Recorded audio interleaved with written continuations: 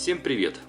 Данное видео носит образовательный характер, а точнее краткий обзор по созданию управляющей программы для типа станков CNC нашего производства, имеющего относительно сложное устройство, которое используют для линейной резки различных пенополистиролов для создания деталей различной формы от простых до сложных. Хочу сразу предупредить, что не являюсь экспертом, не имею узкопрофильного образования в этой области, как инженер-механик, который имеет многолетний опыт проектирования в производстве и наладке профильного оборудования. Хочу с вами поделиться своими познаниями в этой области. Для работы станков ЧПУ требуются управляющие программы. Они служат для создания макетов будущих изделий, введением команд управления, написанных на специальном языке программирования. Управляющая программа – неотъемлемая составляющая оборудования. Она служит для контроля над станком и обеспечит автономный процесс обработки. Для разработки управляющей программы требуется использование универсального языка программирования в виде управляющего программного кода, так называемого G-кода. G-код означает геометрический код. Используя этот код, мы говорим машине, что делать, куда и с какой скоростью двигаться. В случае станка такого как наш, включение накала режущей струны приводится в действие этими командами, чтобы следовать определенной траектории, срезая материал и получая желаемую форму. Начало производственного процесса – это создание чертежа в программе CAD. Это программа автоматизированного проектирования для 2D черчения или 3D моделирования в инженерии, архитектуре, дизайне. Это такие программы как AutoCAD, Compass 3D, SolidWorks, Archicad и другие. После, с помощью программ CAM, это программное обеспечение для создания управляющих программ G-кода для станков ЧПУ, автоматизирует процесс перехода от 3D моделей к физическому производству деталей генерацией G-кода из проектных чертежей. На первый взгляд, файл G-кода может показаться довольно сложным, но на самом деле его не так уж сложно понять.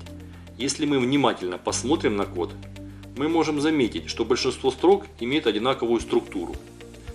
Кажется, что часть G-кода – это все просто числа, которые мы видим и которые на самом деле являются координатами.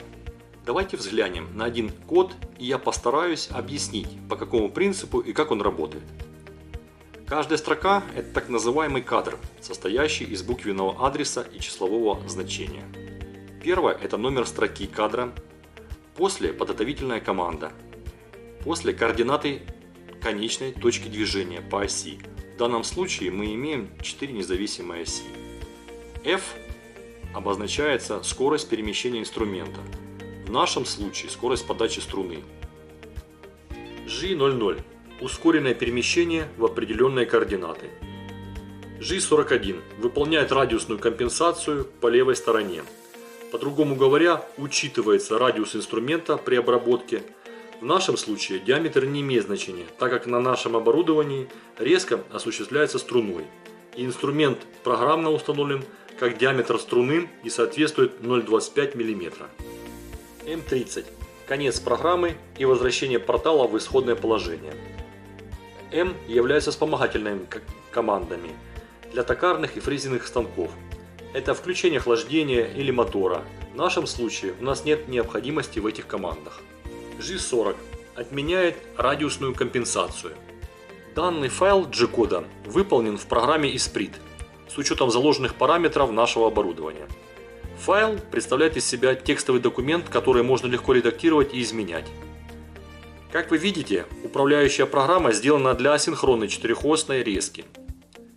То есть каждая ось имеет свою траекторию.